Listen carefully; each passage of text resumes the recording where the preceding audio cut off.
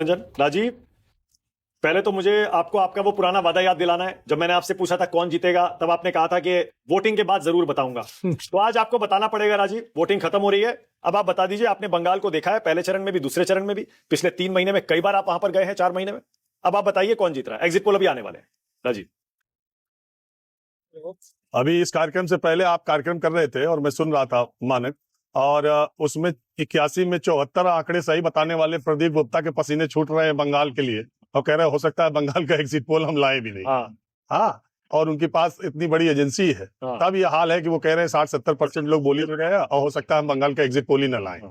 मैं बात ये कह रहा हूं कि मैं बंगाल से पहले आसाम भी गया था, और इस अब देश की राजनीति में अगर आप महाराष्ट्र के चुनाव नतीजों के दिन याद कीजिए मानक, तो भी मैंने आपसे ये बात कही थी, और आज भी ये मैं बात कह रहा हूं कि आसाम के चुनाव से घोषणा से ठीक पहले हेमंता बिस्वा की सरकार ने अच्छा काम किया है आसाम में, और तमाम तरह की वो चर्चा में भी रहते हैं।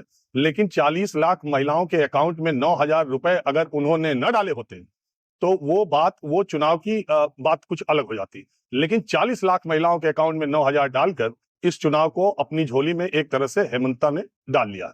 अब उनकी सीटें और ये सब की बात रह गई है। आसाम में बीजेपी की सरकार नहीं आएगी, इसकी संभावना बहुत कम है। इसी तरह से बंगाल में अब मैं सबसे एक बात यही कहता हूं कि अगर महिलाओं को 1,500 रुपए खाते में मध्य प्रदेश में काम कर गया, महाराष्ट्र में काम कर गया, झारखंड में काम कर गया, तो ये कौन सा फार्मूला है जो बंगाल में काम नहीं करेगा? और कौन सी ऐसी चीज है जो बंगाल में ये 2 करोड़ 2.25 करोड़ महिलाओं के अकाउंट में 1,500 रुपए जाते हैं मानक?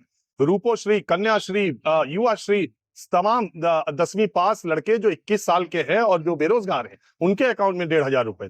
कौन सा घर बंगाल में है जो गरीबी रेखा या उससे के आसपास है और उसके अकाउंट में सरकार की तरफ से 4,000, 5,000, 8,000, 10,000 रुपए नहीं जा रहे हैं, और ये लगातार ट्रांसफर हो रहे हैं? तो ये बहुत बड़ा डिफरेंशिएटर बन जाता है। और मैं मानता हूं कि ये लेवल प्लेइंग फील्ड चुनाव का है भी नहीं, कि जो सरकार में वो पैसे डालते चली जाए, विपक्ष अपना खाली उसको 2 गुना का वादा करे। वायदे पे तो वो बॉलीवुड का गाना है, तो वो एक बात दिखाई देती। पश्चिम बंगाल के दूसरे चरण के चुनाव में अभी कुछ जगह लाइन होगी, कुछ लोग वोटर होंगे, लेकिन इस चुनाव में टीएमसी ने दूसरे चरण में अपना दबदबा बरकरार रखा है, और दूसरे चरण में भारतीय जनता पार्टी कुछ सीटों को छोड़कर, कुछ सीटों को, यानी जो बॉर्डर का इलाका है, जहां मैं गया था, पेट्रापोल बॉर्डर का इलाका है, बंगवान का जो इलाका है, उस जहां मथुआ है, और उसको छोड़ के नदिया के कुछ सीटों को छोड़कर कुछ गिनती के सीटों पर भारतीय जनता पार्टी बहुत अच्छा चुनाव लड़ी है। लेकिन जो टीएमसी का सेकंड फेज में दबदबा था,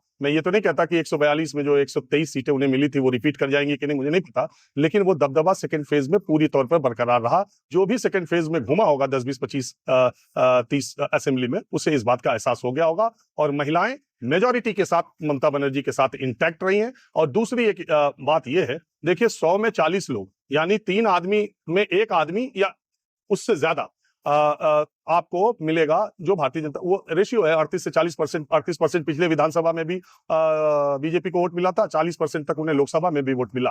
तो 3 में 1 आदमी भारतीय जनता पार्टी की बात करता है, और वो करता रहा है, इस बार भी किया। हो सकता है वो 1, 2 और 3% और बढ़ जाए, 2% और बढ़ जाए। तो ये एक बात मुझे ये दिखाई देती है। दूसरा, जो मैंने इतने 1 महीने में जो कार्यक्रम किए गांव-गांव जाकर के, इधर मैं आपको एक बात बहुत आसानी से बता देता हूं। अगर मैंने सवाल पूछा और जवाब देने वाले ने कहा कि हिंदी बोलते पारबो ना, हिंदी बुझते पारबो ना, आमी बांग्ला जानी, तो उसमें से 90% लोग टीएमसी वाले थे।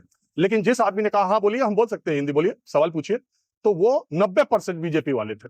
ये एक मेरी रीडिंग इस तरीके की रही है इस चुनाव को लेकर। और अगर ये सबको जोड़ लें, और मुस्लिम का वोट जिस तरह से कंसोलिडेटेड एक जगह पड़ा है, लोग बंगाल में मजाक में ये भी कह रहे हैं कि मुसलमानों ने अपने रिश्तेदारों को भी जो दूसरी पार्टी से चुनाव लड़े थे उन्हें वोट नहीं दिया। तो अगर इस तरह का कॉन्सेप्ट, क्योंकि इसके पहले के चुनाव में मुसलमानों का वोट बटा है, कई जगह एक आध आईएसएफ पिछली बार जीती है, कई जगह उसे वोट भी मिले हैं, वो मुसलमानों का वोट में बंटवारा नहीं हुआ कहीं से। और ये अजय पाल शर्मा जो एक आईपीएस आए थे, उनका जो वीडियो वायरल हुआ है उस इलाके में या दूसरे बंगाली लोगों पर, उसका बहुत अच्छा असर नहीं पड़ा।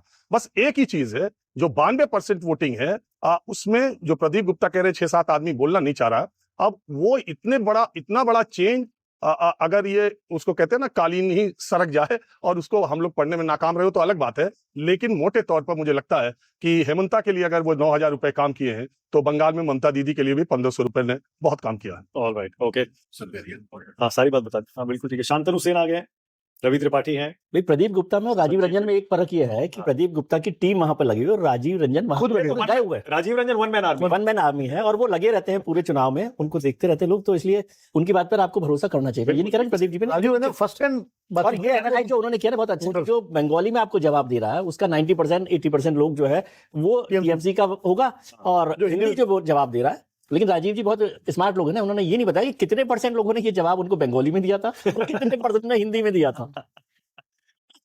बोल दीजिए राजीव, इस पर भी बोल दीजिए। नहीं देखिए, अब बंगाल है तो बंगाली ज्यादा है ही, बंगाली स्पीकिंग लोग, लेकिन आप ये भी समझ लीजिए कि कई गैर हिंदी भाषी भी इतनी अच्छी बंगाली बोलते हैं और उनको भी समझ पाना मुश्किल है। वो तो मेरी आदत है कि मैं नाम पूछता हूं तो बहुत हद तक क्लियर हो जाता है, नाम पूछने से बात पता चल जाती है। अब जैसे शर्मा तिवारी, सिंह उपाध्याय ये टाइटल लगा अगर है या गांधी टाइटल लगा हुआ है या इस तरह का तो वो तो समझ में आ जाता है कि, लेकिन जब घोष बोस बनर्जी चटर्जी तो उसके बाद तो उसमें पूछने की जरूरत रहती नहीं है। मेरा ये कहना है कि वो जो सेंटिमेंट है, एक बंगाल का भी सेंटिमेंट लोगों के दिमाग में था। भारतीय जनता पार्टी के नेताओं ने जो मंगलवार को आके मछली खाई वो यूं ही नहीं खाई, वो इसकी चर्चा यहाँ होने लगी थी। टीएमसी के नेता ये निकल के कहने लगे थे कि देखो योगी आदित्यनाथ